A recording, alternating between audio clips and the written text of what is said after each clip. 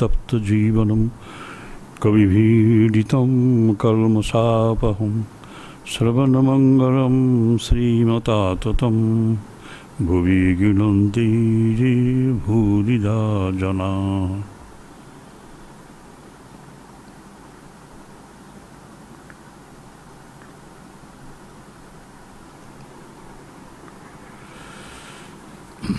আমরা প্রথম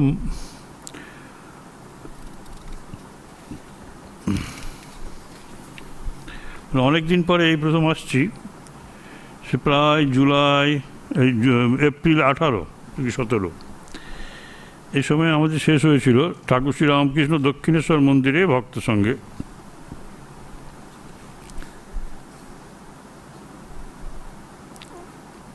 এর আগে জাস্ট একটুখানি কথা বলি, ব্রাহ্ম সমাজ নিয়ে কথা হচ্ছে। সন্ধ্যার পর 22 দিন হয়ে গেছে মনির বাস, এক নাগারে 22 দিন বাস করছেন, কোথাও তাকে যেতে দেননি। একবার একটু আবদার করেছিলেন যে একটু কাজ পড়েছে বলে, না কোনো কাজ নেই। এখন ঠাকুরের কথার উপর আর কোনো কথা চলে না, তিনি সবার প্রভু। তো সেই জন্য উনি প্রত্যেক দিন বসতেন। এই কটা দিন একেবারে প্রত্যেক দিনের বর্ণনা আছে, এটি একটি আমাদের বড় লাভ। মনি শ্রীরামকৃষ্ণের পাদমূলে বসে আছেন। সংবাদ এসেছে যে শ্রীযুক্ত কেশব সেনের অসুখ বেড়েছে, তা সেই নিয়ে কথা প্রসঙ্গে ব্রাহ্ম সমাজের কথা হচ্ছে। তা কেশব তো আগে খ্রিস্টান ধর্মের প্রতি অনুরক্ত ছিলেন, আর খ্রিস্টানি মত খুব চিন্তা করেছিলেন, মনি বলছেন। তারপর মনি আবার বলছেন, কেশব বাবু যদি প্রথম এখানে আসতেন তাহলে তার এই সমাজ সংস্কার নিয়ে ব্যস্ত হতেন না। এই জাতিভেদ ওঠানো, বিধবা বিবাহ, অন্য জাতি বিবাহ, স্ত্রী শিক্ষা ইত্যাদি সামাজিক কর্মলয়ে অত ব্যস্ত হতেন না। হ্যাঁ, কেশব এখন কালী মানেন, চিন্ময়ী কালী আদ্যাশক্তি, আর মা মা বলে তার নাম গুণকীর্তন করেন, ঠাকুর বললেন। এই যে দেখুন, একটি মানুষ অত লেখাপড়া শেখেননি, গ্রাম্য মানুষ, গ্রামের মানুষ, যারা লেখাপড়া শিখেছে তারা জগতের উন্নতি করতে গেলে পরে যে কী করতে হবে সেটা নিয়ে মাতামাতি করছে, কিন্তু সেটা একটি ভ্রান্ত ধারণা। এই যে আমি সমাজ সংস্কার করব, জাতিভেদ উঠিয়ে দেব, হাজার হাজার বছর ধরে জাতিভেদটা আছে, কেন আছে সেটা বুঝলো না। বিধবার বিয়ে দেব, অন্য জাতি বিবাহ বন্ধ শুরু হবে, স্ত্রী শিক্ষা হবে, এইসব মানে উন্নতির সমস্ত কিছু ব্যাপারটা তারা দেখছেন। সমাজ নাহলে ঠিক হবে না, সংস্কৃত হবে না। ঠাকুর বলে দিলেন যে এগুলো কোনোটাই মানব জীবনের উদ্দেশ্য নয়। মানুষকে যদি দেবতা করা যায়, মানুষকে যদি ধর্ম সম্বন্ধে, তার ভেতরে চৈতন্য সম্বন্ধে আত্মসচেতন করা যায়, আত্মজ্ঞান, তুমি কে জানো, তাহলে এইগুলো নিয়ে আর এত ব্যস্ত হয় না। ব্রাহ্ম সমাজ, আচ্ছা ব্রাহ্ম সমাজ ওই রকম কি একটা পরে দাঁড়াবে? বলে না, এদেশের মাটি তেমন নয়, ঠিক যা তা একবার হবেই, মানে যার উৎপত্তি আছে তার ধ্বংস হবেই। হ্যাঁ, শ্রীরামকৃষ্ণ বলছে, হ্যাঁ, সনাতন ধর্ম ঋষিরা যা বলেছেন তাই থেকে যাবে। এই ধর্মটি সনাতন, সনাতনয়তি আমাকে সনাতন করে, আমাকে চিরন্তন করে। আমি দেহধারী জীব নই, আমি চৈতন্যময় আত্মা। আমাদের ভেতর স্ত্রী পুরুষ ভেদ নেই, আত্মায় স্ত্রী পুরুষ ভেদ নেই। এই একত্বের বাণী ঋষিরা ছড়িয়েছিলেন। কারণ ধর্ম সত্য, সত্য যেটি সত্য, যেটি ঋত, যেটি শুদ্ধ পবিত্র আমাদের মধ্যে আছেন তিনি সব ধর্মের মূল কথা, চৈতন্য। আমাদের মধ্যে ভগবান রয়েছেন, কম কথা। এই জন্য আমরা নিজেরাই সনাতন, আমাদের সনাতন করে তুলেছেন। আমাদের ঋষিরাও সব সনাতন হয়েছেন, আমাদের উদ্দেশ্যও তাই, সনাতন হওয়া, চিরন্তন হওয়া। তাই থেকে যাবে। কেন থেকে যাবে না, এই সনাতন ধর্ম, আমাদের হিন্দু ধর্ম, এটা হিন্দু ধর্ম বলছে না, সনাতন ধর্ম, কম কথা নয়। হিন্দু ধর্ম হলে শুধু হিন্দু ধর্ম, সে বৈষ্ণব ধর্ম, শাক্ত ধর্ম, এগুলো সব হয়ে যায়। সনাতন ধর্ম এরা আছেন মানুষকে ফ্রিডম দেওয়ার জন্য। তোমার কৃষ্ণ ভালো লাগে, যাও তুমি বৈষ্ণব হয়ে যাও। তোমার দুর্গা কালী ভালো লাগে, যাও শাক্ত হয়ে যাও। এইভাবে যার যা রুচি, তোমার এসব কিছুই ভালো লাগে না, তোমাকে ফেলে দেওয়া যাবে না, যাও। তুমি তো নিজেকে বিশ্বাস করো, তাহলে যাও জ্ঞানযোগের পথে যাও, অদ্বৈত তত্ত্বের পথে যাও, উপনিষদ পড়ো, ব্যাস। এইরকম সব ব্যবস্থা। সেই জন্য আর এই ধর্ম পৌরুষেয়, পুরুষ, কোনো পুরুষ ন পুরুষ পৌরুষেয়, অপৌরুষেয়, কোনো পুরুষ, কোনো মানুষ এর প্রচারক নন, এর সৃষ্টিকর্তা নন। কোনো একটা মানুষ এই সনাতন ধর্মের, হিন্দু ধর্মের প্রতিষ্ঠা করেনি। বৌদ্ধ ধর্ম বুদ্ধের প্রতিষ্ঠা, খ্রিস্টান ধর্ম খ্রিস্টের প্রতিষ্ঠা, জৈন ধর্ম ওই তীর্থঙ্করের প্রতিষ্ঠা। যে ধর্ম, আর ব্রাহ্ম ধর্ম রামমোহনের প্রতিষ্ঠা, এইটা থাকবে না, সোজা কথা। আপনারা যখন বলবেন তাহলে তো রামকৃষ্ণের ধর্ম এটা কী হলো, বলে হ্যাঁ, এর দুটো উত্তর আছে। শ্রীরামকৃষ্ণের ধর্ম থাকবে কি থাকবে না। শ্রীরামকৃষ্ণের ধর্ম নাম নিয়ে যেটা আছে সেটা তো 1500 বছর বলে দিয়েছেন স্বামীজি, কিন্তু সেটা তারপর ধীরে ধীরে ক্ষয়ে টয়ে যেতে পারে। 1500 বছরে খাবার দিয়ে গেলাম। যার সৃষ্টি আছে তার ধ্বংস আছে, যার আগমন আছে তার নির্গমন আছে। কিন্তু বেদ অনাদি, কিন্তু যে তত্ত্ব শ্রীরামকৃষ্ণদেব প্রচার করে গেছেন, দ্বিতীয় কথা, সে তত্ত্বটি সনাতন ধর্মের মূল কথা। এই তত্ত্ব আর কেউ এমনভাবে প্রচার করেননি, যার ফলে আমাদের মনেই হবে যে মহাকালের হাতে আমাদের এই সনাতন ধর্মের সুরক্ষার ভার। তিনি যেভাবে, শ্রীরামকৃষ্ণদেব যেভাবে ধর্মকে সাজিয়েছেন, সব ধর্মমতের ভেতরের এক সত্তাকে আবিষ্কার করেছেন আচরণের মাধ্যমে, ধর্মজীবন যাপনের মাধ্যমে, তাতে করে এটা খুব স্পষ্ট যে তার ধর্ম বেদান্ত ধর্ম, এবং এর উৎস হচ্ছে বেদান্ত, বেদ। তারা চিরস্থায়ী, তাদের কোনো সৃষ্টিকর্তা নেই, তাদের কোনো বেদব্যাস সৃষ্টি করেনি, ভাগ করেছেন। কীভাবে সৃষ্টি হয়েছে না, অনাদি, বেদ অনাদি। অনাদি কেন বললেন? হিন্দু ধর্ম অনাদি, সনাতন ধর্ম অনাদি। যেটি অনাদি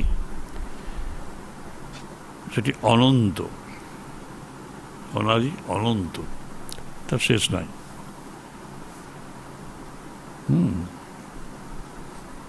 অদ্ভুত জিনিস, তার অন্ত নাই,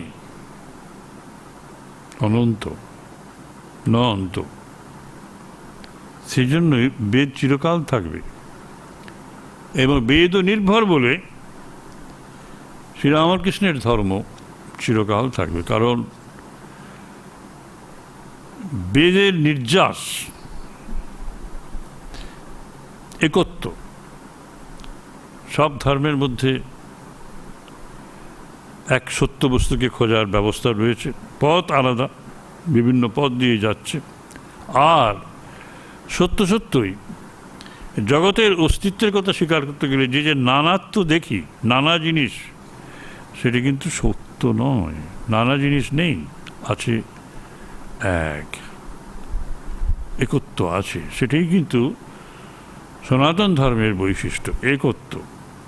আমি কাকে চাই? ভগবানকে চাই, চৈতন্যকে চাই। আর যা কিছু আছে সবই তো ক্ষণস্থায়ী। দেহ ক্ষণস্থায়ী, দেহ পরিবর্তনশীল। আমার ছোটোবেলাকার শরীর আমি চিনতে পারবো না, ফটো দেখে চিনতে পারবো না। মন ভীষণ চঞ্চল, সবারই মন চঞ্চল। তাহলে মন কী করে হবে? যে নিজে চঞ্চল, যে নিজে ঘুরছে, সে কী করে একটা স্থির বস্তুকে ঠিক করবে? শরীরটাও পরিবর্তনশীল, মনটাও পরিবর্তন। ইন্টালেক্ট, আমার ইন্টালেক্ট কখনো বাড়ে, কখনো কমে, বৃদ্ধ বয়সে সব চলে যাবে। ছেলেবেলায় বোধহয় কিছুই ছিল না,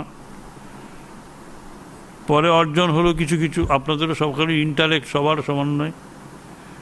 হ্যাঁ, সেই জন্য বোকাটে বলেও আমাদের অনেক দুর্নাম রুটেছে। মাস্টারমশাই বলে দূর, জঘন্য বলেছেন, আমাকেও বলেছেন। আমার হাতের লেখাটা নাকি খুব খারাপ ছিল, লিখেও দিয়েছেন জঘন্য হস্তলিপি। আমি বলছি ঠিক আছে, আমি জানি আমার হস্তলিপি জঘন্য নয়। পড়তে পারেন না কি, আমি কী করবো? এখনও আমার লেখা কেউ পড়তে পারেন না, টাইপিস্টটা খুব ভয় পায়। এখন এই হচ্ছে ব্যাপার। মনও চঞ্চল, ইন্টালেক্ট সেটাও চঞ্চল, সব কিছুই চলছে, স্থির কেউ নেই। গভীর ঘুমে আত্মা স্থির। এখানে মনও নেই, বুদ্ধিও নেই, শরীরও নেই। আমরা খুব এনজয় করি ওই আনন্দ, যে আমাদের আসল রূপ।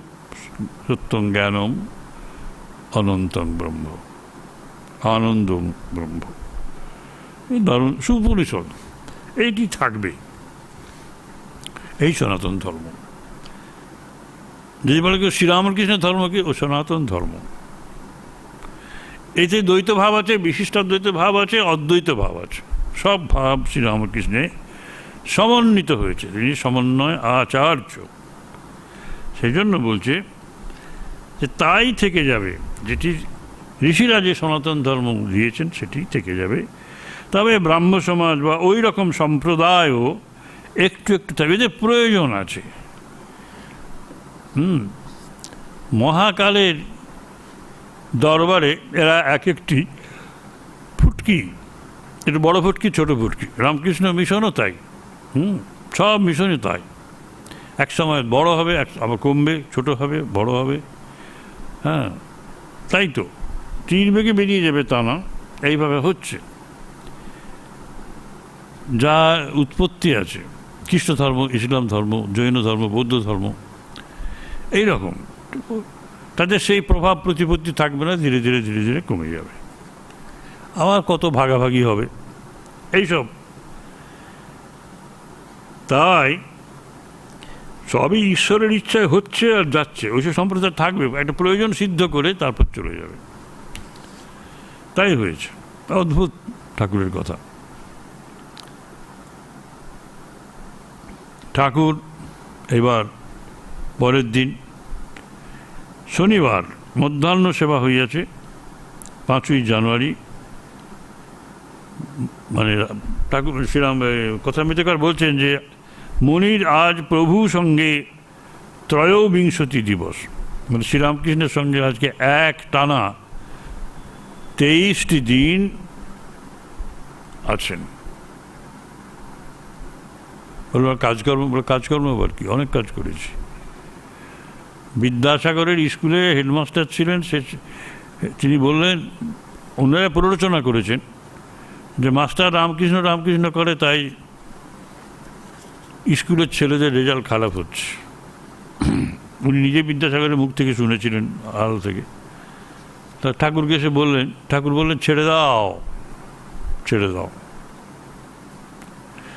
যেখানে গুরুর নিন্দা সেখানে যাবে না, মা একটা ব্যবস্থা করে দেবেন, ব্যাস।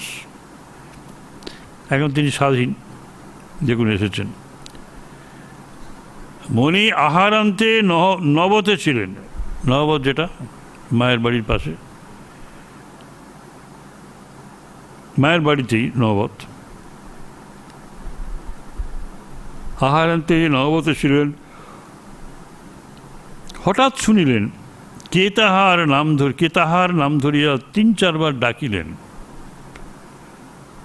মহেন্দ্র মহেন্দ্র মহেন্দ্র মহেন্দ্র, অথবা মাস্টার মাস্টার মাস্টার মাস্টার।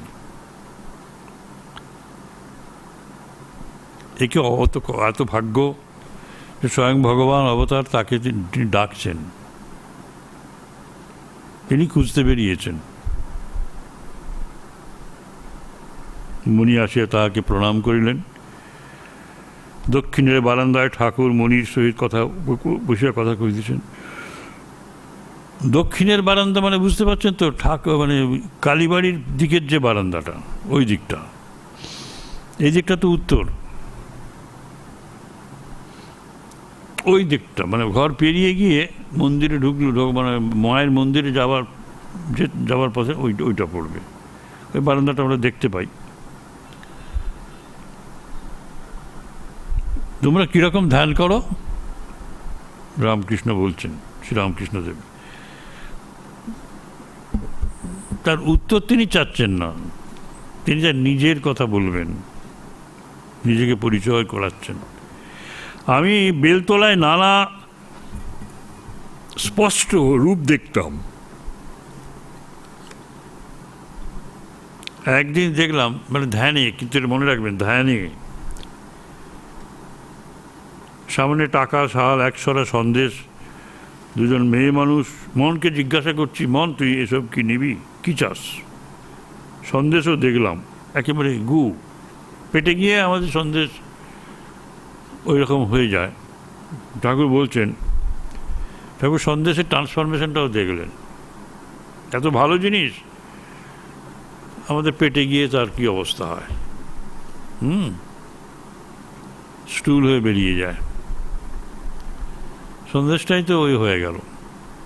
আমি খারাপ সবচেয়ে, আমি খারাপ। আমার কাছে যে আছে, আমার ভেতরে যে ঢোকে, সেই ওই রকম বিষ্ঠা হয়ে বেরিয়ে যায়। ঠাকুর বলেছেন যে এ একটা জিনিস। মেয়েদের মধ্যে একজনের ফাঁদি নথ, তাদের ভেতর বাহির সব দেখতে পাচ্ছি, নাড়ি ভুড়ি মলমূত্র হাড় মাংস রক্ত।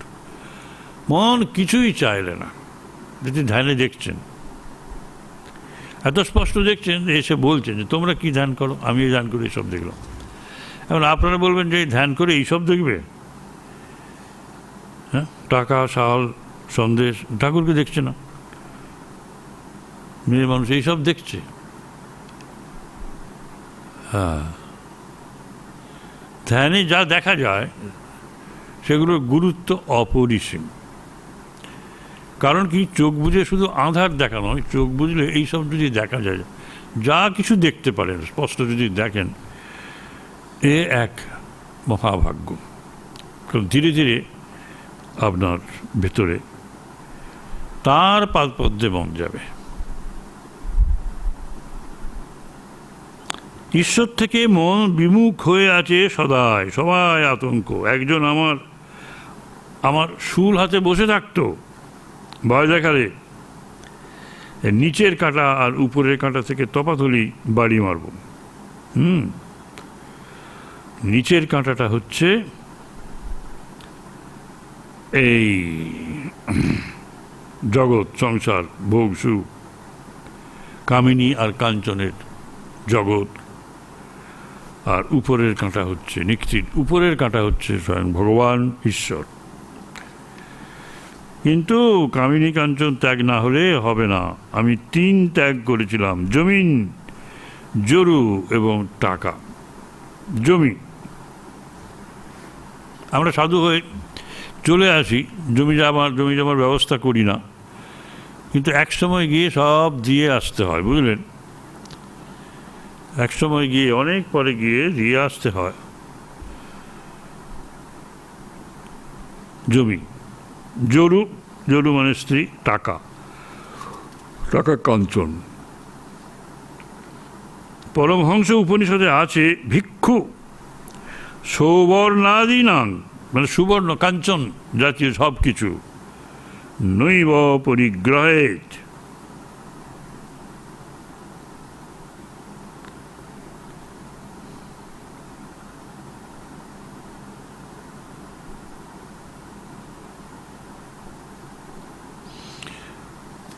এই হলো রঘুবীরের নামে জমি ও দেশে রেজিস্ট্রি করতে গেছিলাম। দেবোত্তর সম্পত্তি আমায় সই করতে বললে আমি সই করলুম না। আমার জমি বলে তো বোধ নাই। তবে সে রেজিস্ট্রি অফিসে যখন গেলে গোঘাট আপনারা জানেন খুব বিখ্যাত জায়গা। ওখানে সরস্বতী ভগবতী দেবীর বাড়ি ছিল, বিদ্যাসাগর মশাইয়ের মামা বাড়ি গোস্বামীরা। তা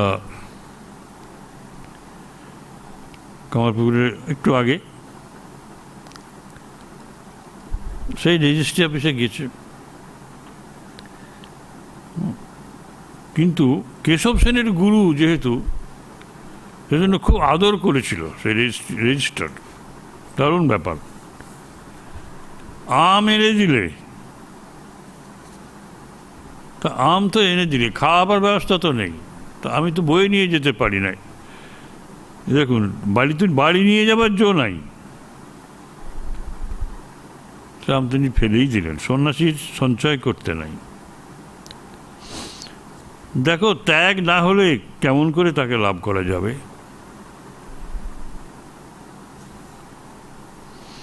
যদি একটা জিনিসের পর আর একটা জিনিস থাকে, তাহলে প্রথম জিনিসটাকে না সরালে কেমন করে সে ওই জিনিসটা পাবে? খুব যদি টেনে আনতে যায়, বই আছে ধরুন 10খানা, আমার পঞ্চম বইটা দরকার, আমি যদি টেনে পঞ্চম বইটা নিয়ে নিই তাহলে এটা ভেঙে পড়ে যাবে। ওগুলো একটাকে সরাতে হবে। সবার নিচে ঈশ্বর আছেন, তাকে যদি লাভ করতে হয় টানা হিজড়ে করলে হবে না, তাহলে সব উলটপালট হয়ে যাবে। ওই যে ভোগজীবনটা ওইখানে রয়েছে, ভোগজীবনটা ওইখানে, ওটা শেষ হয়ে গেলে তারপরটা আসবে। বহু জন্মের পুণ্যের ফলে, সুকৃতির ফলে এই মন ভোগজীবন থেকে সরে গিয়ে ত্যাগের পথ আশ্রয় করে, এবং শ্রীরামকৃষ্ণদেব হচ্ছেন সবচেয়ে বড় আদর্শ।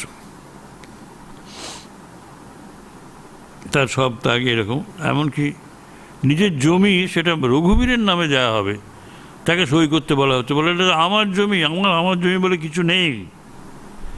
মানুষ চিনতে পারে না, কিন্তু সৌভাগ্য আমাদের যে সেই সন্ন্যাসী, সেই রেজিস্ট্রার গোঘাটের ঠাকুর বলছেন কেশব সেনের গুরু বলে। কেশব সেনের তো প্রচুর নাম ডাক, কিন্তু এটাও ঠিক তাকে আদর করেছিলেন। শ্রীরামকৃষ্ণকে আদর করেছেন, তাকে আম দিয়েছেন নিয়ে যাবার জন্যে, সেটা ঠিক আছে, দিয়েছেন, এটাই ঠিক। আম এনে দিলেন তা বাড়ি নিয়ে যাওয়ার জন্য। ঠাকুর সে আম নিয়ে কী করেছেন আমরা জানি না। সন্ন্যাসীর সঞ্চয় করতে নেই, সঞ্চয় করলে তার হাত বেঁকে যেত, পথ দেখতে পেতেন না, সেসব আপনারা জানেন। আর বলছেন ত্যাগ না হলে কেমন করে তাকে লাভ করবে? একটা জিনিসের পর আর একটা জিনিস থাকে, তার প্রথম জিনিসটাকে সরাতে হবে তো, ওকে ত্যাগ করো, ওকে সরিয়ে দাও। ভোগের নিচে ত্যাগ আছে, ভোগের নিচে ঈশ্বর আছে। সুতরাং ভগবান জীবন ত্যাগ না করলে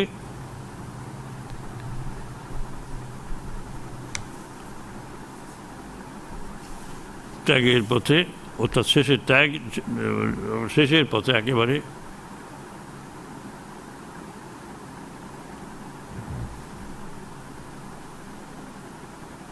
আসতে পারে না কেউ। এটি একটা সুন্দর জিনিস।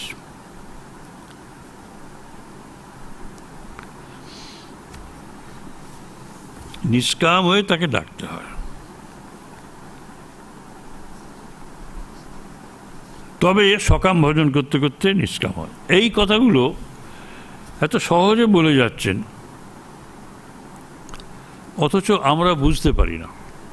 আমরা ভাবি ঠাকুর বোধহয় সবসময় ওই কামকাঞ্চন ত্যাগ করতে বলেছেন, তার ফলে যাদের কামকাঞ্চনে আসক্তি আছে, থাকা উচিত স্বাভাবিক, তাদের খুব দুর্গতি। তাদের বলেন কথা মিটে আর কি পাবো, শুধু কাম আর কাঞ্চন যেটা আমাদের বড় প্রিয়, হ্যাঁ, সেটাকেই ফেলে দিতে চাচ্ছেন। বড় বড় পণ্ডিত, পণ্ডিত মানে শাস্ত্রজ্ঞ পণ্ডিত বলছি না, তাকে বলে খুব ভালো, জগতে সব পৃথিবীর সব দেশে এইসব আছে, তারা এই জগৎ নিয়ে মেতে আছে, জগৎ ঈশ্বরের খোঁজ নাই, খোঁজ নেওয়ার প্রয়োজনও হয় না।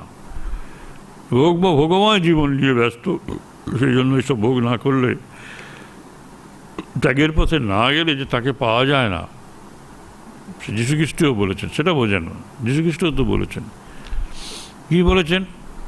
ধন আগলে যারা পড়ে আছে, সেই সব ধনীরা কখনোই ঈশ্বরের পথে যেতে পারে না, ঈশ্বরের করুণা তারা পাবে না। বলে কীরকম অসম্ভব ব্যাপার তাদের পক্ষে ঈশ্বরের রাজ্যে প্রবেশ করা? বলছেন একটা through the I of A needle, একটা হাতি গলতে পারে। ছুঁচের ভেতর দিয়ে, যে সূচের যে ছিদ্রটা আছে তার ভেতরে হাতি গলতে পারে, তবু এরা ঈশ্বরের রাজ্যের সীমানা অতিক্রম করতে পারবে না। কী ধরনের কথা! অথচ এই খ্রিস্টান বাইবেল এত সকলেরই সমাদৃত, যারা খ্রিস্ট পরিবারে জন্মেছেন তারা খ্রিস্ট ধর্মকে মানে, সবাই তো তারা মানে। ঠাকুর যখন বলছেন কামিনী কাঞ্চনী সব ত্যাগ করতে হবে, তখন তাদের এত বাধা হওয়াই, এটা ভাবতে হবে। সব ধর্মই কিন্তু বলছে তোমাকে সব ত্যাগ করতেই হবে, তোমার বলে কিছু নেই, তা সব তার, সুতরাং ত্যাগ করতে হয়। আর সুন্দর কথা, নিষ্কাম হয়ে ডাকতে হয়, তবে সকাম ভোজন করতে করতে নিষ্কাম হয়। এ তো বলছেন গীতার এ কথা, গীতাকে ওইভাবে ভুল ব্যাখ্যা করা হয়েছে, জানেন। নিষ্কাম কর্মই প্রবক্তা হচ্ছে গীতা, সকাম বলে কিছু, সকাম আছে তো, সকাম আছে তো, সকামের কথা আছে, খুব ভালো কথা আছে। এবং হয়তো চ্যাপ্টার 3 বোধ হয় এরকম আছে, সহযজ্ঞা প্রজা সৃষ্টা পুরোবাচ প্রজাপতি অনেন প্রসবিশ্বদ্ধম এসব তু ইষ্ট কামদুক। বলে স্বয়ং প্রজাপতি ব্রহ্মা মানুষকে একা সৃষ্টি করেননি, তার সঙ্গে যজ্ঞকে ছেড়ে দিয়ে যুক্ত করেছেন। সহযজ্ঞা প্রজা সৃষ্টা, সহযজ্ঞ প্রজা সৃষ্টা পুরোবাচ প্রজাপতি, সব করে তিনি বললেন অনেন প্রসবিশ্বদ্ধ, এই দেখো ছেলে মানুষের দল, এই যে আমি যজ্ঞকে তোমাদের সাথে জন্ম দিলাম, যজ্ঞ মানে ত্যাগ, স্যাক্রিফাইস, যজ্ঞকে যে দিলাম তোমাদের সঙ্গে, একে সঙ্গে নাও। যে পরিমাণ অর্থ উপার্জন করবে, প্রয়োজনের বেশি হলে পরে একটা পরিমাণ ত্যাগ করবে। কস্যচিৎ ধনম, কার ধন? এত সঞ্চয় করে রেখে যাচ্ছ, তার জন্য যে পথটা নিয়েছিলে সেটা সবসময় তো সহজ পথ ছিল না, পবিত্র পথ নয়। উপার্জনের উপায়টা অত শুদ্ধ ছিল না, তাহলে এত অর্থ করতে পারতে না। সে অন্যায়ের প্রায়শ্চিত্ত তোমাকে করতেই হবে। কিন্তু তুমি যদি ত্যাগ এই যে যজ্ঞকে সঙ্গে নিয়ে যাও, তাহলে ইষ্ট বৌতু, তাহলে কি হবে? এসব বৌতু ইষ্ট কামদু, এইভাবে চললে পরে যজ্ঞকে সঙ্গে নিয়ে তুমি বেড়ে ওঠো, তোমাকে বাড়তে হবে, তাহলেই তুমি সেই সুরভি মাতা কামধেনু যেমনভাবে সমস্ত প্রার্থনা পূরণ করে, ইষ্টবস্তু পাইয়ে দেয়, সেরকম তোমাকে সব দেবেন। এসব তু ইষ্ট কামধু, যে যে কামনা করবে কামধেনু তোমাকে দেবে, কিন্তু যজ্ঞকে সঙ্গে রাখো, যজ্ঞকে সঙ্গে, তাহলে অবস্থা খারাপ হয়ে যাবে। এইভাবে যজ্ঞকে নিয়ে যদি কাজ করো, আপনার বাড়ির পাশে যারা সব আছে খেতে পায় না, তাদের দেন। আপনি নিজে খাচ্ছেন, তাদের বাড়িতে খাবার নেই। আজকেই আমি শুনলাম, আমার এক ছাত্র এসেছে ইয়ের থেকে, সাগরদ্বীপ থেকে, অনেক কষ্ট করে এসেছে, লরি করে এসব করে। ওই কিসের লরি? রিলিফ যাচ্ছে। তারপর আমি হঠাৎ জিজ্ঞেস করলাম যে রিলিফের গাড়িতে তোমাকে তুলে নিয়ে এলো? বলে হ্যাঁ, আমাকে নিয়ে এলো। রিলিফ ছিল, রিলিফেরই খেওয়া আমার ইয়ে আছে, রিলিফের জন্যই সব ব্যবস্থা আছে, কোনো মানুষ যাতায়াতের জন্য ব্যবস্থা নেই, লঞ্চঘাট সব বন্ধ। আরে বাবা, রিলিফের জন্য খোলা আছে গভর্নমেন্টের প্রচেষ্টায়। হ্যাঁ, বড় বড় সব বাড়ি সব নিয়ে যাচ্ছে। সেই গাড়িতে একটা স্থান পেলাম, এলাম। আমি বললাম বলো ওখানে কি হচ্ছে? বলতে হচ্ছে মানে আমি তো এতদিন ধরে রিলিফই করে এলাম। তার মানে কলকাতা থেকে এত মানুষ সব জিনিসপত্র পাঠাচ্ছেন, ভাবা যায় না। মানুষ জেগেছে, মানুষ জানে বলে অন্তত 10-12টা মানে প্রতিষ্ঠান, কেউ মাস্টার, কেউ শিক্ষক, কেউ স্কুলের টিচার, কেউ কলেজের টিচার, কেউ ইঞ্জিনিয়ার, তাদের ছোটো ছোটো অর্গানাইজেশন করেছে। বলি মানে আমরা আজকে প্রায় 15 দিন ধরে দিচ্ছি, শেষ করতে পারছি না, যাচ্ছে। সে নিজে বলল যে মানুষ জেগেছে, এটা খুব শুভ লক্ষণ। আমাদের ছাত্ররা সব আছে, নরেন্দ্রপুরের ছাত্ররা সব অনেক আছে, সব দেশ বিদেশ থেকে ওরা টাকা পাঠায়, এর জিনিসপত্র কিনে প্রচুর নিয়ে যাচ্ছে। তো আমি সেটি ভাবলাম যে অদ্ভুত জিনিস তো, এরা জগতে আছে কিন্তু অনেক কিছু শুনেছে স্বামীজির কথা, এইসব কথা। জগৎ কল্যাণের মধ্য দিয়ে তুমি আত্মজ্ঞান লাভ করো, এটা রামকৃষ্ণ মিশনের আমাদের যে শীল আছে তার একমাত্র কথা। আত্মনমোক্ষার্থম জগৎ হিতায়চ, জগৎ ধীতায় মানে জগৎ হিতায়চ, সন্ধি করে জগৎ ধীতায় হয়েছে। জগতের কল্যাণটা একটা উপায়, আর এটা হচ্ছে উদ্দেশ্য, ওটা হচ্ছে সাধন, এটা হচ্ছে সাধ্য, একে পাওয়ার জন্যই।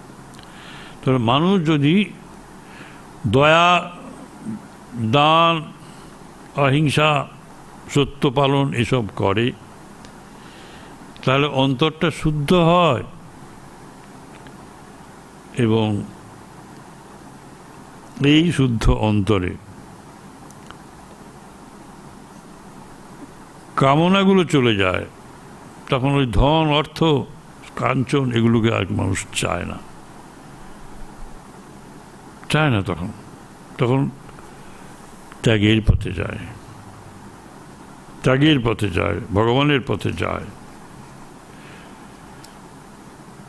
ধ্রুব রাজ্যের জন্য তপস্যা করেছিলেন যে আমার রাজ্য ফিরিয়ে দাও, তার মা বলেছেন, কিন্তু ভগবানকে পেয়ে গেলেন। বলেছিলেন যদি কাঁচ কুড়ুতে এসে কেউ কাঞ্চন পায় তো ছাড়বে কেন? ভগবান এসে বলেছিলেন তোমাকে রাজ্য দেব। বলে না, আমি রাজ্য চাই না।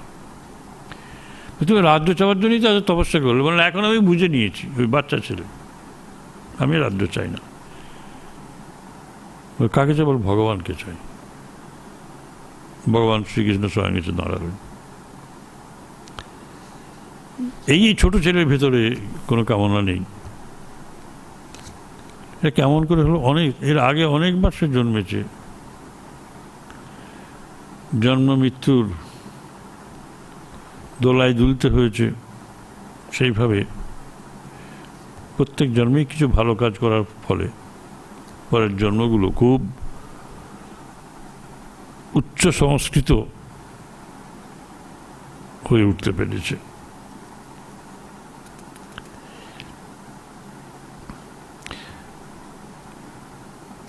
নিষ্কাম করলে ভালো হয়, কিন্তু দান ধর্ম এসব যে সংসারী লোকেরা করে সেসব সকাম করে, বাসনা করে করে। আমি এত দান করছি, আমার কেন চাকরিতে উন্নতি হচ্ছে না, এসব নানা রকম ভাব। মেয়েটার বিয়ে হচ্ছে না কেন, ছেলেটার চাকরি হচ্ছে না কেন, না হলে বলে ভগবানকে আর ডাকবো না, সে ভালো না। ঠাকুর বলছেন সে ভালো না। দান ধ্যান করে সংসারী লোকেরা, কিন্তু সকাম করে, সে ভালো না। তবে নিষ্কাম করলে ভালো, কিন্তু নিষ্কাম কর্ম করা খুব কঠিন। সাক্ষাৎকার হলে নিষ্কাম করা করলে মানে সকামের মধ্য দিয়ে গিয়ে নিষ্কাম হবে। ঠাকুর আগেই তো বলে দিলেন, আগে বলে দিলেন না,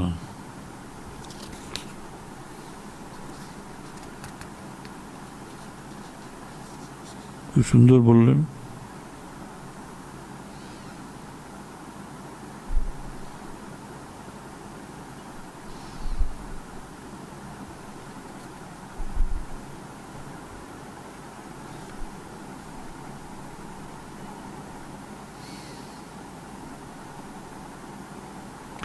যে সকাম ভজন করতে করতে নিষ্কাম হয়, ঠিকই তো হবেই। ভোগের জীবনে থেকে তখন তো আর সুখ পায় না। কেন পায় না সে একটা আশ্চর্য ব্যাপার। মনটা তো তৈরি হয়ে গেছে না, মনটা তৈরি হয়ে গেছে, আর থাকতে পারে না। ছোটবেলায় হয়ে যায় না, আমাদের ঠাকুরের কাছে যারা এসেছিলেন, রাখাল বাবুরাম মহারাজ, এদের তো এই অবস্থায়, বাড়ি যেতে চাইতেন না। বিয়ে হয়ে গেছে তবু যাবে না। যোগেন বিয়ে হয়ে গেছে, আসছিস না কেন, লজ্জায় আসছে না, নিয়ে আয়, তার কাম সব খেয়ে দেব। সন্তানদের রক্ষা করছেন, তাদের চরিত্র রক্ষা করছেন, ব্রহ্মচর্য রক্ষা করছেন। কি অদ্ভুত ব্যাপার। তারা ত্যাগী ছোটবেলা থেকে। বা আমার ভয়ে অস্থির, ঠাকুরের সেবা করছেন প্রাণপণ কাশীপুরে, ভয় আছে, কিন্তু তারা বাবা মার চোখের জল বা শাসানি কোনো কিছুকেই পরোয়া করেননি, তখনও করেননি। এবং ঠাকুরের চলে যাওয়ার পর বরানগর মঠে প্রচণ্ড দারিদ্র্যের মধ্যে তাদের থাকতে হয়েছিল। ভিক্ষে করছে, কলকাতায় বড় বড় বাড়ির ছেলেরা সব ভিক্ষে করছে, সন্ন্যাসী। এ কী সন্ন্যাসী? সন্ন্যাসী তো এদেশে ছিল না। যে কটা সন্ন্যাসী আসতেন গঙ্গাসাগরে, তারা তো সব ওই আশ্রম ধর্ম মেনে, ব্রহ্মচর্য আশ্রম, গার্হস্থ আশ্রম, ব্রাহ্মণ বানপ্রস্থ আশ্রম, তারপরে সন্ন্যাসী এসেছেন, ভোগের পরে ত্যাগের জীবন অনেকেই এসেছেন। তখন সেসব ছিল। শঙ্করাচার্যেরও অনেক শিষ্য ছিলেন যারা গৃহস্থ, এবং ঠাকুরের সন্তানরা কয়েকজন বিবাহিত ছিলেন, আপনারা জানেন। এবং পরবর্তীকালে ঠাকুরের সন্তানরা আর গৃহস্থকে সন্ন্যাসী করেননি। একটিমাত্র এক্সাম্পল আছে, শিবানন্দ স্বামীজি। তিনি ঢাকা ইউনিভার্সিটির ইতিহাসের অধ্যাপক ছিলেন। শৈলেন বন্দ্যোপাধ্যায়, তিনি সবসময় যোগাযোগ রাখতেন এবং বলে, আমি তোকে সন্ন্যাস দেব। প্রফেসর, সেই যুগে প্রফেসর হওয়া খুব কঠিন। বিয়ে হয়ে গেছে বলে, তা হোক, আমারও বিয়ে হয়েছিল, স্ত্রীর সঙ্গে সম্পর্ক নাই, তিনিও বললেন এবং তাকে নিলেন। সে তারই নাম হয়েছিল, তিনি ভাইস প্রেসিডেন্ট হয়েছিলেন আমাদের রামকৃষ্ণ মঠ মিশনে, বহুদিন মাদ্রাজের মঠে প্রেসিডেন্ট ছিলেন, শিবানন্দজির পরম প্রিয়। সব বাধা কাটিয়ে তিনি তাকে সন্ন্যাস দিয়েছিলেন। গৃহস্থ বলে, বিবাহিত বলে সন্ন্যাস দেবে না, তাহলে আমার কি, আমি কি? রাজা মহারাজের তো বিবাহ ছিল, ছেলে ছিল, যোগেনেরও ছেলে, স্ত্রী ছিলেন। তা এই বিবাহ নয়, এরা জ্বলন্ত ত্যাগের জ্বলন্ত মূর্তি। এই কৈলাসানন্দজি ভাইস প্রেসিডেন্ট হয়েছিল, অদ্ভুত জিনিস। ওই একটি পাওয়া গেছে আমাদের সেকেন্ড জেনারেশনে, তারপর আর নেই। তো সেই জন্যই বলছেন যে সাক্ষাৎকার হলে ঈশ্বরের কাছে কি প্রার্থনা করবে? কতগুলো পুকুর, রাস্তাঘাট, ডিসপেন্সারি, হাসপাতাল, এইসব করবো? ঠাকুর আমায় বর দাও, সাক্ষাৎ হলে ওইসব বাসনা এক পাশে পড়ে থাকে।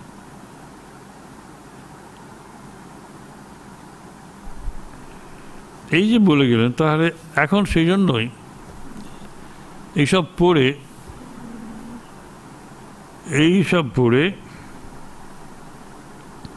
আমাদের মাথা ঘুরে যায়। তাহলে রামকৃষ্ণ মিশন প্রতিষ্ঠা করলেন স্বামীজি, জগৎ কল্যাণের মাধ্যমে আত্মজ্ঞান লাভ। শুধু জগৎকে বাদ দিয়ে, জগতের দায় গ্রহণ না করে আত্মজ্ঞান লাভ তো সারা জীবন ধরে অনেকেই করছে, সারা পৃথিবী জুড়ে। বলে না, আমাদের কাজ হবে এক অন্য সংসার, ঠাকুরের সংসার, যার মাঝখানে আছে, মধ্যে আছেন মা, মায়েরও বিশাল সংসার। মাকে পেয়েই আমাদের সন্ন্যাসীরা কি হলেন বলুন তো? আমাদের সন্ন্যাসীরা এই জগৎকে সেভাবে ত্যাগ করতে পারে। ওরা তপস্যা করেছেন প্রচুর, কিন্তু ফিরে এসেছেন মায়ের টানে। মা, অত সন্ন্যাসীর সঙ্গে মা থাকে না, আর কোথাও নেই।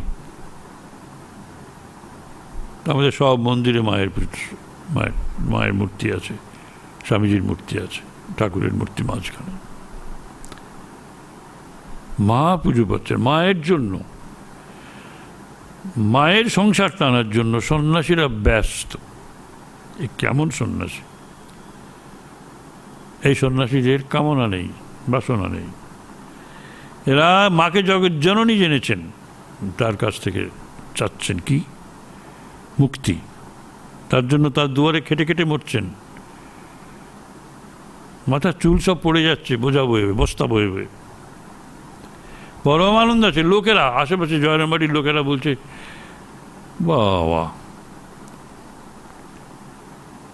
এই সারু বামনি, তাকে দেখলাম, তা শিষ্যরা কি হয়েছে রে বাবা? তারা এরা পড়ে থাকে, বড় বড় লোকের বাড়ির ছেলে, লেখাপড়া শিখেছে বলছে, এরা এখানে পড়ে আছে। কি করে পড়ে আছে? জমি চাষ করছে, খাবার নিয়ে আসছে, মাথায় করে বস্তা নিয়ে আসছে, ফসল নিয়ে আসছে, ধান ঝাড়ছে। শুধু কি মায়ের যারা ভাই, তারাও খাটিয়ে নিচ্ছে তাদের। মা যখন বলছেন, ব্যাস, উপায় নেই। মায়ের হাতে চাবিকাঠি মুক্তির দ্বারের। এই সম্যক জ্ঞান তাদের হয়েছিল। কি অদ্ভুত জিনিস!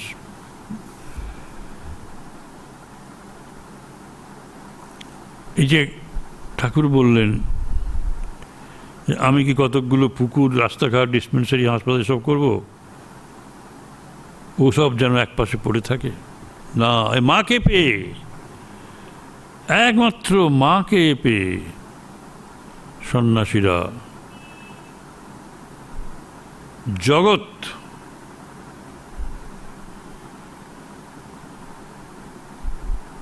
দায় গ্রহণ করেছিলেন। মায়ের পরিচর্যা করছেন সন্ন্যাসীরা,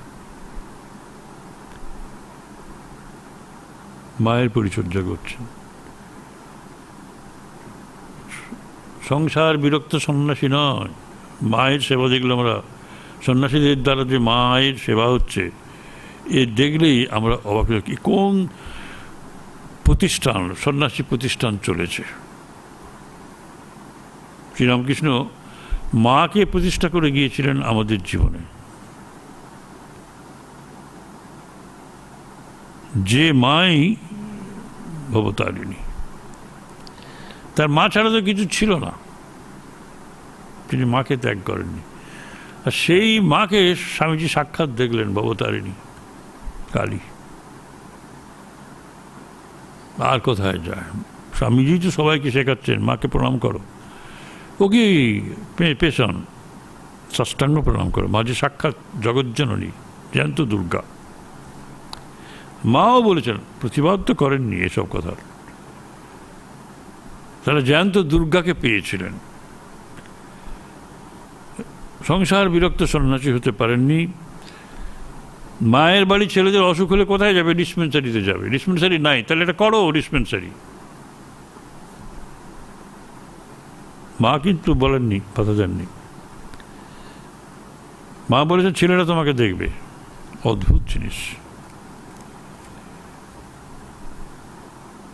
রাস্তাঘাট পুকুর সব হয়েছে তো, মা ওখানে আছেন, সন্ন্যাসীরা ওখানে আছেন। ডিস্ট্রিক্ট ম্যাজিস্ট্রেট তিনিও ভক্ত হয়ে গেলেন, পরে সন্ন্যাস নিয়েছিলেন। সম্ভবত তিনি বন্দনানন্দজির দাদু ছিলেন, নারায়ণ আয়েঙ্গার। মা, ওই মা বৃদ্ধ হয়ে গেছেন। সেই দক্ষিণী প্রশাসক, পুলিশ প্রশাসক, তিনি আসছেন, ওইসব রাস্তাঘাট তৈরি করছেন, এ করছেন মায়ের জন্য। রাস্তাঘাট মানে যদি মানুষের সেবা না হয়, ঈশ্বরের সেবার জন্য, তাহলে রামকৃষ্ণ নন। রামকৃষ্ণের এই আকুতি ছিল, শিব আর জীব, শিবই জীব, শিব ও জীব একত্ব। মানুষের মধ্যে দেবতাকে দেখা, তার দুঃখ যন্ত্রণা নিজে অনুভব করা, তার প্রতিকারের চেষ্টা করা। এটা সকাম সাধনাও নয়, এটা আমার তাতে কিছু লাভ নেই। এইটাই নিষ্কাম সাধনার শুরু, এটাই তো নিষ্কাম সাধনা, যে আমি আমার জন্য করছি না। এত যে কাজ করছি সংসারের দায়, সংসারটা মায়ের সংসার, সংসারটা কি সন্ন্যাসময় করে দিয়ে গেলেন মা। সেই জন্য রামকৃষ্ণ মিশনের ছেলেরা মা ডাক থেকে বঞ্চিত হয়নি, মাকে ডাকছেন। মাকে ত্যাগ করে এসে মাকে নিয়ে আছেন, এ মা সকলের মা। সুতরাং হালদার পুকুর দরকার হয়েছে, তখন রাস্তাঘাট, ডিসপেন্সারি, হাসপাতাল, স্কুল, কলেজে সব দরকার হয়েছে। এরা সব ভগবানের জন্যই এগুলো তৈরি করতে হচ্ছে, আমাদের নিজেদের কোনো নিষ্কাম কর্ম। এ কথা আমরা বুঝি না, আমরা কে কাকে বলে, কে বোঝায় আর কে বোঝে। সেই জন্যই তো ওই এটা হলো জগৎ হিতায়চ আত্মনমোক্ষার্থ।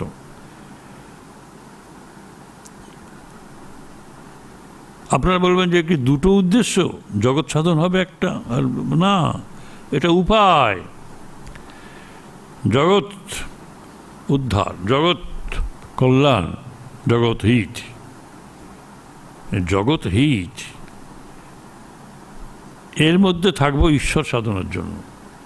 জগৎ হিত তো পলিটিক্যাল লিডাররাও করছে, এই করছে, সে করছে না, সেখানে একটা বিশাল কামনা আছে। কিছু কি কামনা? আমি এমএলএ হব, প্রধানমন্ত্রী হব, মুখ্যমন্ত্রী হব, স্বরাষ্ট্রমন্ত্রী হব, এইসব নানা রকম। অন্যদের দাবি আমি উপরে উঠে পড়ব। সবাই ক্যাডার, কিন্তু কেউ কেউ মন্ত্রী।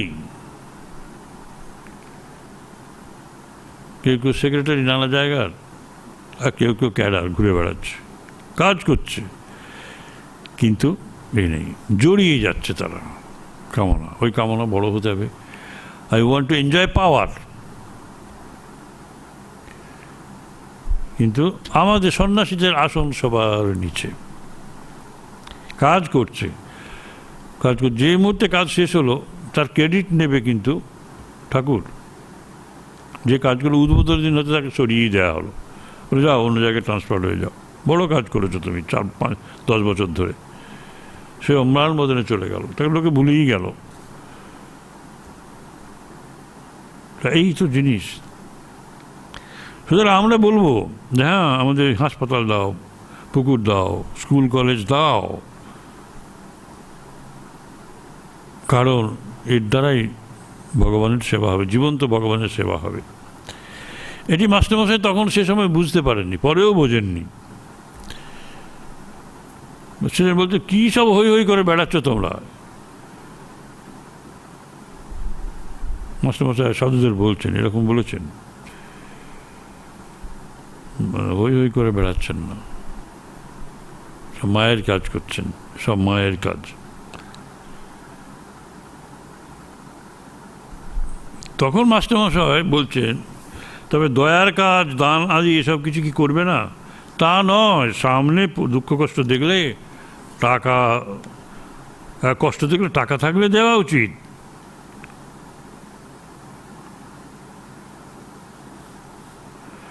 মহাপুরুষেরা জীবের দুঃখে কাতর হয়ে ভগবানের পথ দেখিয়ে দেন। শঙ্করাচার্য জীব শিক্ষার জন্য বিদ্যার আমি রেখেছিলেন। আমিত্ববোধ ছিল, ভালো আমি, ভক্তের, ভগবানের আমি ভগবানের দাস, ভগবানের সেবক, এই আমিটা ভালো।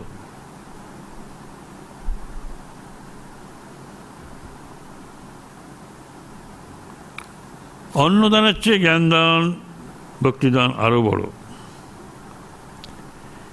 আর যার অন্নদানের প্রয়োজন আছে তাকে তো অন্ন দিতে হবে, তার শরীরটাই যদি না থাকে তাকে ভক্তি দেবো কী করে, জ্ঞান দেবো কী করে?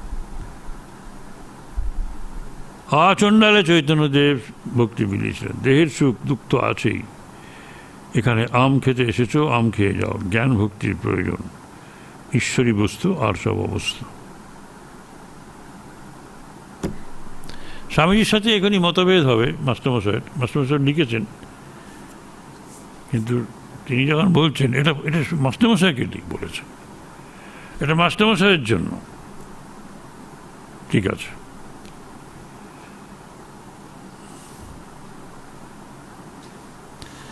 স্বামীজির জন্য নয়। জীবের সেবা করতে বলছেন, তাহলে কীভাবে সেবা করো? দেওঘরেতে সেবা করেছিলেন, কলাইঘাটাতে সেবা করেছিলেন, নদিয়ায়। মথুরবাবু বিরক্ত, মথুরবাবু বললাম আমি উঠবো না এখান থেকে যদি না খাওয়াও। বলে অত নাই বাবা, নৌকোয় করে বেরিয়েছি, অত সব নাই। বলে যাও নিয়ে এসো, লোক পাঠিয়ে আবার সব লোক জিনিসপত্র নিয়ে এসে খাইয়ে, কাপড় চোপড় দিয়ে, মাথায় তেল দিয়ে, তবে নিস্তার পান মথুরানাথ। কে করবে? সেজন্যই বলছি যে এইখানেই ঝামেলা।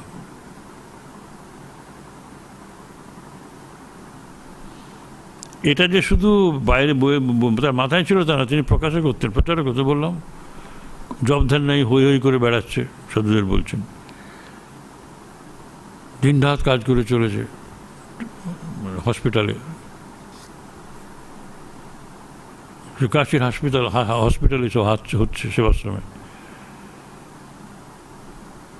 মাস্টারও আছেন, মাস্টার দেখছেন যে সাধুরা জবদান করছে না, শুধু রুগীদের নিয়েই ব্যস্ত, সারাদিন ধরে রুগীদের ক্ষতের পরিচর্যা করছেন, মুখে কাপড় চন্দন পর্যন্ত নয়, লোকে যেতে পারছে না গন্ধে। কি পেয়েছেন সেই বনবিহারী মহারাজ, আমরা দেখেছি তাকে, আহা, দাঁড়িয়ে দাঁড়িয়ে কাজ করবে, তার পা দুটোই জমে গেল, আর হাঁটতে পারতেন না। তার ঘটনা আছে, তার জীবন আছে। তাকে সচল বিশ্বনাথ বলতো সব কাশীতে, এবং তার শিব দর্শনও হয়েছিল। কর্ম করে যে আত্মজ্ঞান লাভ হয় এ প্রমাণ আছে। হয়তো সারা রাত গিয়ে ধ্যান করছে, সেটা তো দেখবার সময় নেই মাস্টারমশাইয়ের। তিনি সব বলছেন। তা মাও ঘুরে ঘুরে দেখে খুব খুশি, টাকা দিলেন 10টা টাকা, যে টাকা এখনো রাখা আছে, এবং বললেন এখানে ঠাকুরেরই কাজ হচ্ছে, ঠাকুর এখানে আছেন। তখন ব্রহ্মানন্দজি সেখানে ছিলেন, তিনি বললেন মাস্টারমশাইকে ডাকো। বলে এই যে মা বললেন, এবার কি? মাস্টারমশাই মাথা নিচু করে বললেন আর কিছু বলার নেই, কিন্তু বলেছেন। কথা মিথ্যা পদ্ধতি তো দেখলেন আছে, বলেছেন। তিনি সব করছেন যে তাই বলো, যদি বলো তাহলে লোকে পাপ করতে পারে, তা নয়।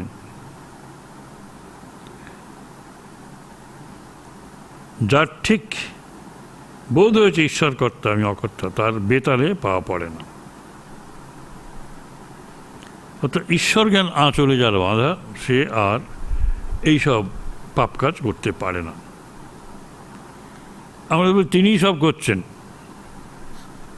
আমি যা করছি তাহলে সে পাপ যদি অন্যায় যদি হয় তাহলে সেটা তিনিই করাচ্ছেন, হয়তো করে যাই। না, তিনি সব করাচ্ছেন, ঈশ্বরই কর্তা, আমি কর্তা নই। তা তো নয়। তুমি বাগানটা করেছো, ভালো ফুল ফল হয়েছে সব বললে, তার জন্য পুরস্কারও পেয়েছো। অতিথিকে বলছে এই দেখো এই দেখো এই দেখো এই সব, পুকুরটা আমার, এটা বাগান সুন্দর, বলো বাহ কি সুন্দর বাগান, আর বাগানটাও আমার। হঠাৎ দেখে বাগানের একদিন একটা গরু মরে পড়ে আছে, তখন বলছে, ঠাকুরই বলছেন, দেখো অবাক, কি হলো, গরুকে কে মেরেছে? ব্যাস, আর বলতে পারছে না আমি মেরেছি, আর বলতে পারছে না আমি মেরেছি। কেন পাচ্ছেন না? এতক্ষণ তো আমার করছিল। হ্যাঁ, তখন শাস্ত্রের দোহাই দিচ্ছে যে তিনিই তো কর্তা, তিনিই তো আমাকে করিয়েছেন, আমি তো করিনি। হাতের রাজা হচ্ছে ইন্দ্র, তাহলে ইন্দ্রকে মারো, ইন্দ্রকে গিয়ে জম ধরবে।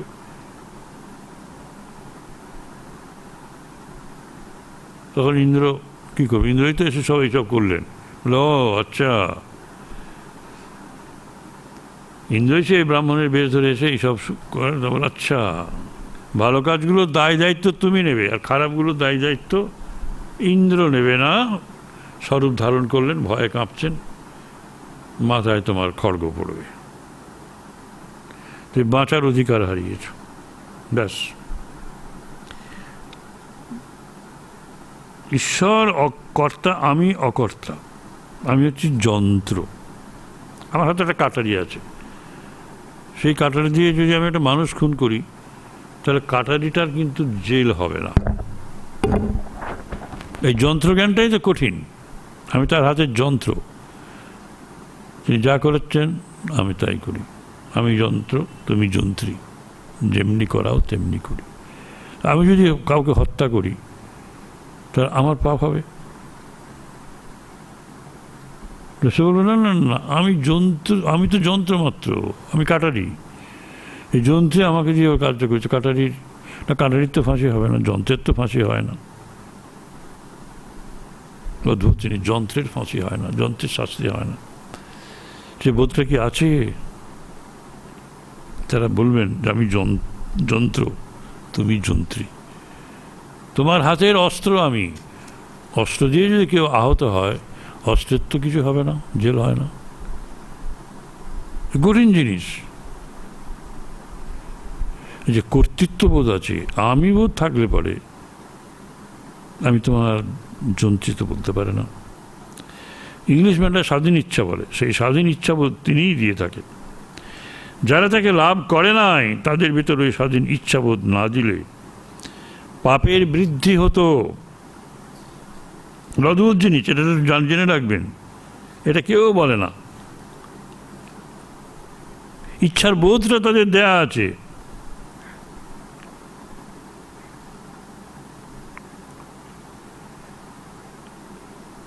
স্বাধীন ইচ্ছে মানে ভাবতে পারছেন ঠাকুর কোথায় চলে গেলেন? আমি ভাবতে পারছি না। ওই স্বাধীন ইচ্ছাবোধ তিনি দিয়ে থাকেন। ইংলিশ বাংলা বলে ইচ্ছে, ফ্রি উইল, বলে না, ফ্রি উইল না, ওই গরু খুঁটিতে বাঁধা আছে, যেটুকু চড়বার চড়বে, আবার অন্য জায়গায় বেঁধে দিতে হবে, ওইটুকুর মধ্যে সে স্বাধীন। সেটাও কম কথা নয়। তার বাড়িতে তার কর্তৃত্ব তো বেশি, বাড়ির কর্তা যিনি মাথা, সেখানে যা করছে সে স্বাধীন। ছেলেকে মারছে, বউকে মারছে, এসব করছে, তো এই অন্যায়গুলোও করে স্বাধীন বলে। সে স্বাধীনতা ভোগ করে, সেই স্বাধীন ইচ্ছাবোধ তো তিনিই দেন। যাও একটু ঘুরে নাও। যাকে তারা লাভ করে নাই, তাদের ভিতরে স্বাধীন ইচ্ছাবোধ না দিলে পাপের বৃদ্ধি হতো। কত বড় কথা! এটা নিয়ে একটা তো বড় আর্টিকেল লেখা যায়।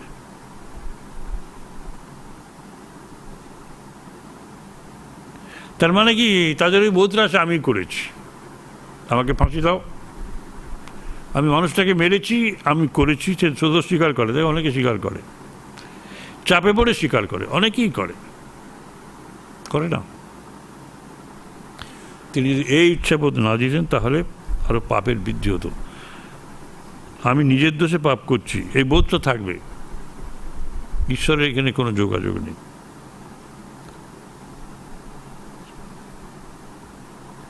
কিন্তু যারা ঈশ্বর লাভ করেছে, তারা বলবেন যে আমি দেখতেই স্বাধীন, কিন্তু আমার এতটুকু স্বাধীনতা নেই। তিনি যন্ত্রী, আমি যন্ত্র, তিনি ইঞ্জিনিয়ার, আমি গাড়ি।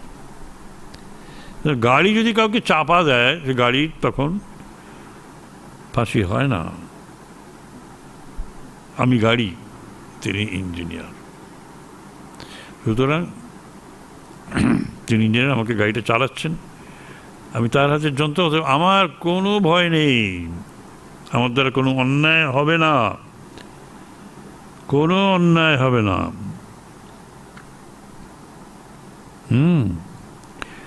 আর আমার বেতালে পা পড়বে না। আমি তার হাতের যন্ত্র, তিনি আমাকে ধরেছেন, আমি তাকে ধরিনি। ব্যাস, আমি তাকে ধরিনি। আমার বিড়াল চালার বাপ, তিনি আমাকে ধরেছেন, আমার ক্ষতি হবে না। জয় মা। হরি ওম তৎসৎ, হরি ওম তৎসৎ।